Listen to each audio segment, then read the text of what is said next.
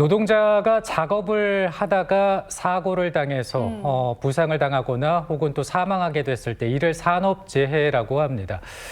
사실 산업재해 없는 안전한 대한민국을 만들기 위해서 애를 쓰고 있고 여러 가지 제도도 마련하고 있지만 뉴스를 보게 되면 우리가 이런 사고 소식을 접할 때 너무나 안타깝죠. 네, 그렇습니다. 네. 산업재해는 일하는 사람이라면 누구에게든 또 언제나 발생을 할 수 있는 거기 때문에 네. 우리가 더 관심을 가지고 더 안전한 일터를 만들기 위해 노력을 해야 되는데요. 네. 그래서 이와 관련된 내용을 오늘 자세히 알아보겠습니다. 네, 오늘 시청자 여러분들 주목해 주시면 좋겠습니다. 오늘 도움 말씀을 위해서 원광대학교 소방행정학과 조성 교수 스튜디오에 나와 있습니다. 어서 오십시오. 안녕하세요. 네, 새해 들어서 처음 인사드리게 되는데 네. 일단 새해 복 많이 받으시고요. 네. 새해 복 많이 받으십시오. 네, 사실 우리가 이제 일을 하면서 안전하게 일할 권리는 너무나 중요하고 우리에게 꼭 필요하다 이런 생각을 하고 있습니다만은 돌발 상황이 발생할 수도 있고 또 사고를 맞닥뜨리게 되기도 합니다.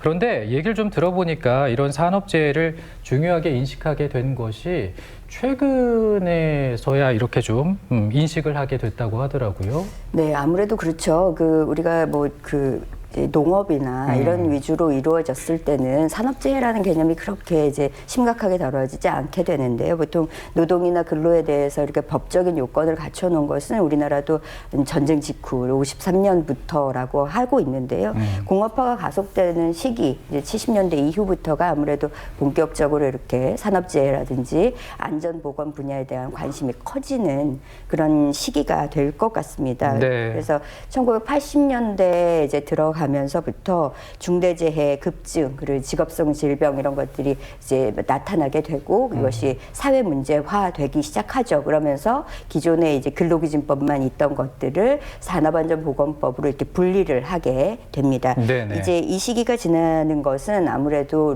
우리나라 이제 공업 환경이 중공업 위주로 간다든지 화학사고나 이런 것들이 이제 발생할 수밖에 없는 여건들이 있고요. 보통은 당시에 이제 기계나 조립, 이게 제조 이런 공업들을 하게 되는데 이런 경우에는 이제 낙후한 환경이 있을 경우에 이제 끼임이라든지 이런 이제 사고들이 발생할 가능성이 매우 높았죠. 그래서 대형 산업 재해들이 이제 발생을 하고 이런 것들이 사회적인 논란이 되기도 하고요. 네네. 그리고 세계적으로도 당시에 이제 인도의 보팔 화학사고 폭발이라든지 네. 이제 원전 체르노빌 원전 같은 사고들이 일어나면서 뭐 세계적으로도 좀 이슈가 집중이 되는 그런 시기였다라고 할 수가 맞습니다. 있겠습니다. 네, 다만 이제 1981년에 우리가 산업안전보건법이 생겼는데도 불구하고 아마 기억을 하시는 분들 계시겠지만 전국적으로 아마 이제 뭐 산업재해 10% 감축 운동, 뭐 무재해 운동 이런 것들 많이 했습니다. 네. 그럼에도 불구하고 아무래도 노동 현장에서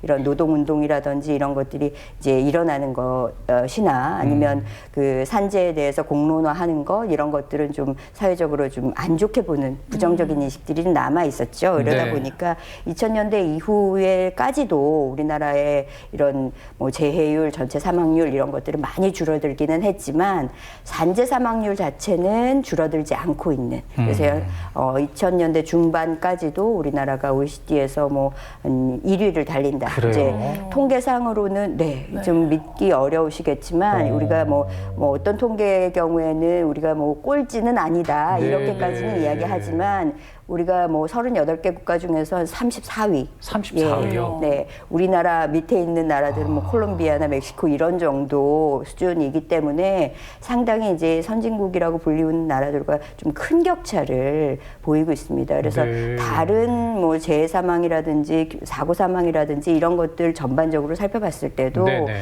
이런 것들은 좀 개선이 상당히 필요한 부분이 아닌가라고 생각이 듭니다. 그렇군요. 네, 그렇다면 또 대표적인 산재는 어떤 것들이 있을까 궁금해지는데요. 최근에 있었던 사고들을 예로 들면 어떤 게 있을까요?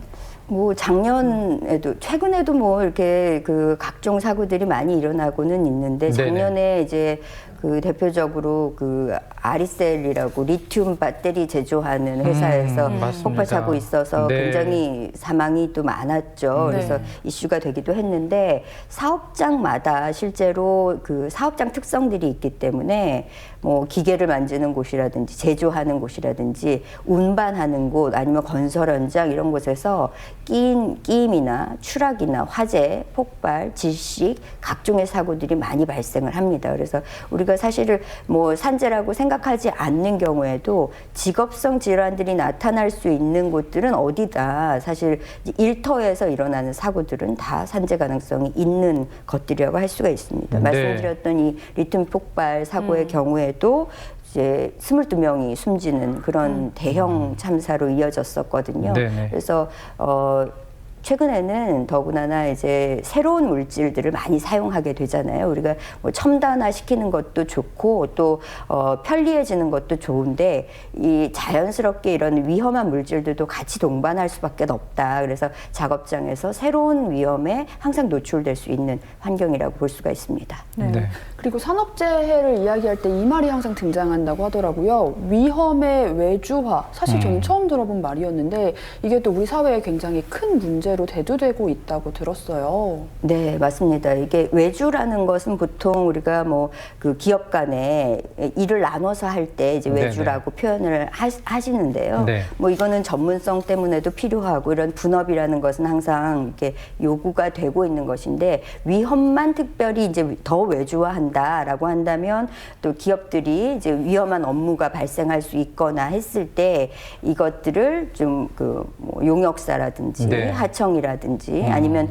개인 근로자들에게 이렇게 떠넘기는 이런 것들을 이제 위험의 외주다라고 표현을 하는 것 같습니다. 아무래도 우리나라 이제 산업 구조가 대기업 중심으로 움직여 오다 보니까 이런 대기업의 이제 이윤을 극대화하기 위해서는 네네. 아무래도 그 외주준 하청 업체라고 이제 불리우는 곳들의 이제 이익을 아무래도 최소화시킬 수밖에 없잖아요. 그렇게 됐을 때 그 비용을 절감하기 위해서 아무래도 안전 관련된 비용을 덜 사용하게 되는 현상들이 지속되어 왔기 때문에 이런 표현들도 생겼지 않나라고 생각이 들고요. 네. 이제 실질적으로는 이제 어떤 업무를 하실 때나 우리가 뭐 일상생활을 하는 동안에도 정상사고라는 것이 존재를 합니다. 네. 이건 뭐냐면 이제 사고가 꼭 뭘 잘못해서만 일어나는 것이 아니라 네. 우리가 반복된 작업들을 하다 보면 확률적으로 뭔가 오류가 생길 수 있는 가능성이 있잖아요. 네. 이런 이제 정상사고들은 당연히 발생할 수밖에 없는 건데 네. 그러다 보면 우리가 자연스럽게 뭔가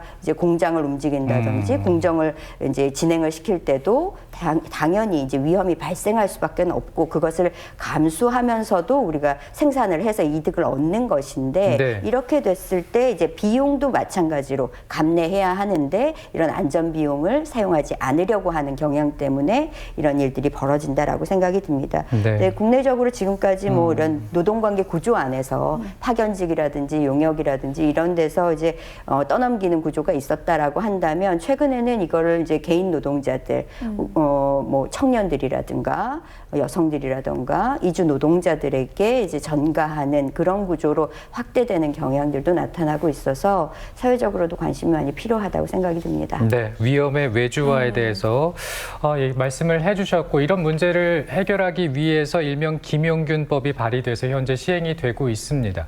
사실 교수님 이 법이 이름으로 불리게 된 이유가 있지 않습니까? 네, 맞습니다. 네. 이 현재 이제 중대재해처벌법까지 이어지는 과정에서 이 김용균법이 상당히 큰 역할을 한 것인데요. 아무래도 네. 이 원청과 하청 구조 이런 근본 원인으로 봐왔던 문제들이 아주 극대화됐던 사건이라고 보입니다. 이 2018년이었죠. 이 태안화력발전소에서 이 하청업체 노동자로 일하던 그 김용균 씨가 맞아요. 네. 이 석탄 운송 컨베이어 벨트에 이제 야간 작업을 하던 중에 홀로 끼어서 이제 숨지는 사고가 발생을 했었습니다. 이 낙탄 작업이라는 것이 이제 그 석탄화력 발전소에서는 이게 분리하기가 좀 어려운 게 업무라고는 하는데 네. 당시에 이제 컨베이어 벨트에 안전 덮개도 이제 열려 있었고 또 2인 1조로 작업해야 되는 이 매뉴얼도 하청업체 직원들에게는 적용이 되지가 않았고 네. 또 야간 근무를 하고 있었음에도 불구하고 이렇게 조명도 꺼져 있는 상태로 이 비상전원을 이제 내릴 수 있는 장치도 불량한 그런 상태였습니다. 네. 그러다 보니까 이 노동 현장의 어떤 차별적인 죽음 이런 것들이 원청이나 혹은 최고 경영 책임자가 결국은 다 책임을 져야 한다라는 방향으로 사회적인 이제 반향을 좀 심어놓는 계기들이 마련이 된 것이 이제 이 내용이고요. 그래서 그 원청 책임을 강화하는 내용으로 산업안전보건법 전부 개정이 이루어진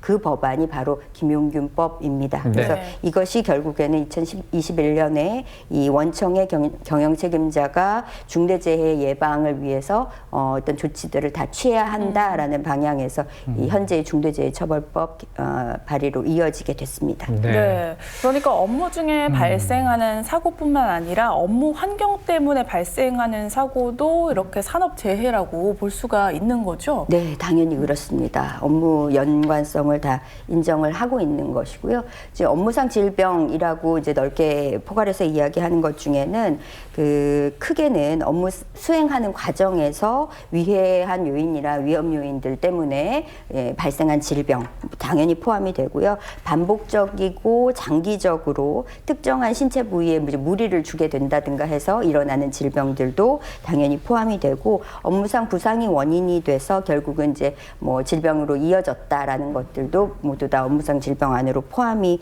됩니다. 보통은 반복 업무라고 하면 이제 근골격계 질환이 대표적인 것일 것이고요. 네네. 그리고 호흡기 계통도 굉장히 많이 있습니다. 이게 그 우리 예전에는 그 미싱 작업이라고 하는 섬유 먼지에 노출이 돼서 하는 호흡기 질환도 굉장히 많이 있었고 이 심혈관계 질환, 뇌혈관계 관련된 것들, 정신적인 장애라든지 청력 손실도 굉장히 많이 일어납니다. 청력 손실도. 네, 그리고 피부 질환 같은 것들도 일어나게 되고요. 뭐 심하게는 직업성 암, 백혈병 이런 네. 것들도 이슈가 많이 되잖아요. 이런 것들도 모두 포함이 됩니다. 다만 이러한 그 책임 소재들이 직접적으로 이제 그 업무와 연관성이 있느냐, 이 인과관계를 입증해야 되는 것이 이제 법적으로 다툴 때는 문제가 되는 것인데 네네. 이 인과관계를 결국은 근로자가 입증을 해야 되는 쉽지 그런 않겠네요. 문제들 때문에 네. 네, 맞습니다. 그런 어려움들이 좀 존재를 하고 있습니다. 네. 그리고 또 업무를 하다가 업무가 너무 과중해서 피로가 쌓여서 사망하는 안타까운 경우도 종종 있는데 이런 경우를 우리가 과로사라고 부르잖아요. 근데 이 과로사는 산업재해로 인정받기가 정말 쉽지 않다고 들었어요. 네, 맞습니다. 그 우리나라가 아무래도 노동 시간이 상당히 긴 길죠. 나라이잖아요. 또한 이 과로라는 것은 이제 개인차가 좀 있을 수 있기 때문에 법적인 요건이 명확하게 규정이 되어 있지는 않습니다. 그렇지만 우리가 산업재해보상보험법에 따라서 통상 과로에 대한 이제 업무상 질병 인정성 이런 것들을 이제 보통 뇌혈관 질환이라든지 심혈관 질환이라든지 이런 것들이 발생했을 때 인정 기준들과 이제 같이 놓고 예를 들어서 이렇게 보는 것뿐인데요. 노동시간 기준으로는 지금 이제 기준 시수가 이제 52시간 정해져 있잖아요. 네네. 딱 요렇게만 볼 수 있는 것은 아니고 이제 그 발병하기 전에 12주 동안의 주당 평균 업무 시간이 52시간 초과했다든가 하는 경우에는 업무 시간과 이 질병과의 상관관계가 좀 높다라고 인정을 하는 것이고요. 특히 이렇게 업무에 있어서 부담이 될 수 있는 가중 요인들이 당연히 조금 더 존재를 하겠죠. 시간과 관계없이도 뭐 예를 들면 이제 교대 근무를 한다든지 네. 휴일을 예측하기 어려운 뭐 이런 업무들이 계속해서 이어진다든지 장기간 장거리 출장을 지속해서 반복한다든지 혹은 뭐 그 정신적인 긴장들이 계속해서 이루어지는 그런 업무들이라고 한다면 아무래도 이런 관련성이 이제 과로에 대한 관련성이 높다라고 평가를 할 수가 있겠습니다. 네네. 그렇지만 제가 말씀드린 이런 내용들도 사실은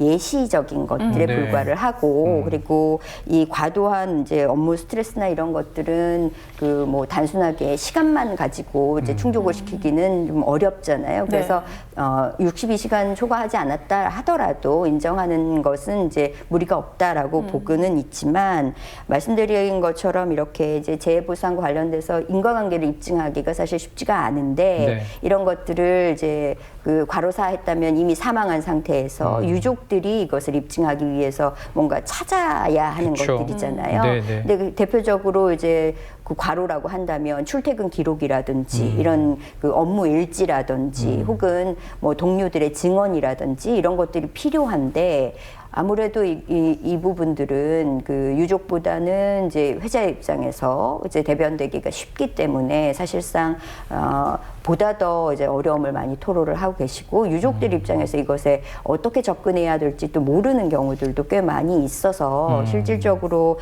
이런 그 과로사의 경우에 산재 인정이 훨씬 더 어렵다라고 인식이 되고 있는 것 같습니다. 네, 정말 그 문제가 크다라는 생각이 드는데요. 근데 이렇게 좀 산업재해가 오지 않아야 되는데 발생을 하게 됐을 때 우리가 이 기록을 좀 잘 남겨둬야 되고 또 빠르게 대처하는 게 필요할 텐데요. 그러면 어떤 점에 우리가 좀 신경을 쓰고 주의를 기울이면 좋을까요?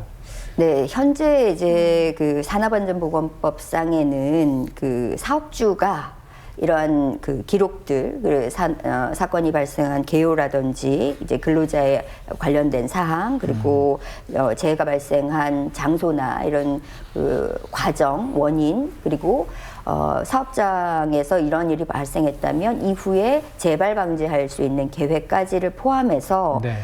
조사 보고서를 만들어야 되고요. 이거를 또 이 기록을 3년간 꼭 반드시 보존을 하도록 이렇게 이제 법에 규정을 하고 있습니다. 산업안전보건법상의 사업주의 의무라고 할 수가 있겠죠.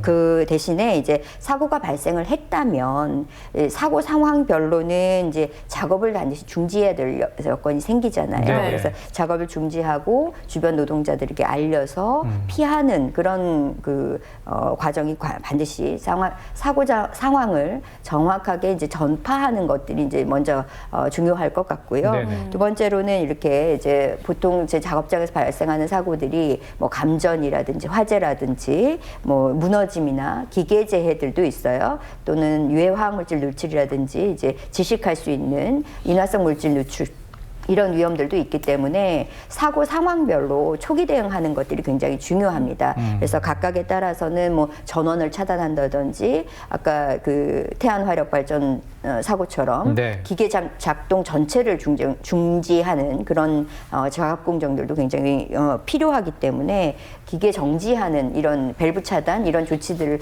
반드시 수행해야 되는 경우들이 있습니다. 그리고 긴급 대피한 이후에는 반드시 소방서와 고용노동지청에 신고를 하고 응급조치에 대한 현장 보존을 반드시 실시할 수 있도록 유도를 해야 됩니다. 네. 네, 그렇다면 산업재해 보상 절차도 궁금해지는데 어떤 과정들을 걸쳐서 보상이 이루어지는 걸까요?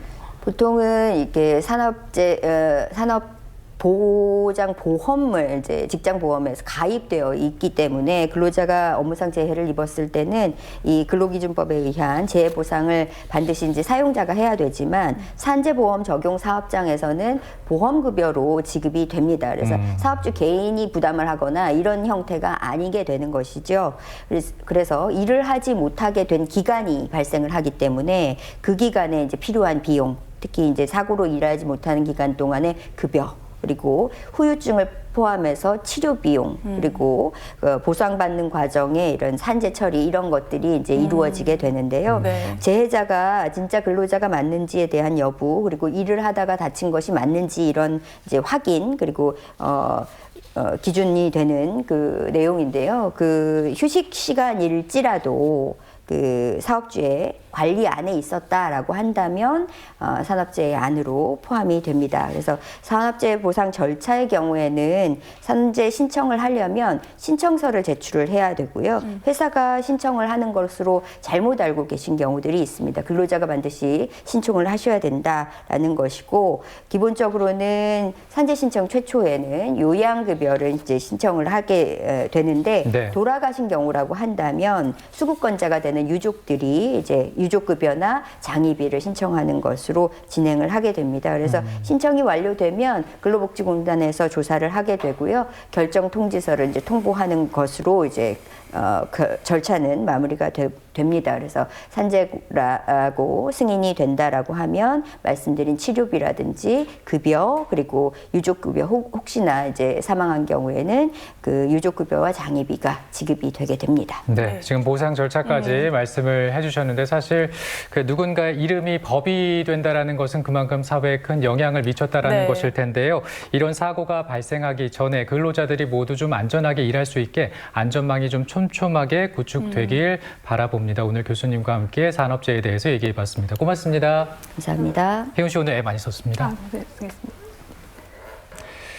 돌아오는 월요일이 바로 절기 대한입니다. 대한은 절기상 가장 추운 날을 네. 의미하죠. 근데 우리 선조들 얘기 들어보니까 이 대한이 겨울을 매듭짓는 그런 절기로 생각했다고 하더라고요. 네, 그렇습니다. 마루에 콩을 뿌려서 나쁜 기운을 쫓아냈다고 하는데요. 네. 대한을 보내고 따뜻한 봄을 기다리면서 감기 걸리지 않게 잘 보냈으면 좋겠습니다. 네, 감기 조심하시고 건강하게 또 보내시고요. 저희는 다음 주에도 알차게 준비해서 생방송으로 인사드리겠습니다. 오늘 고맙습니다.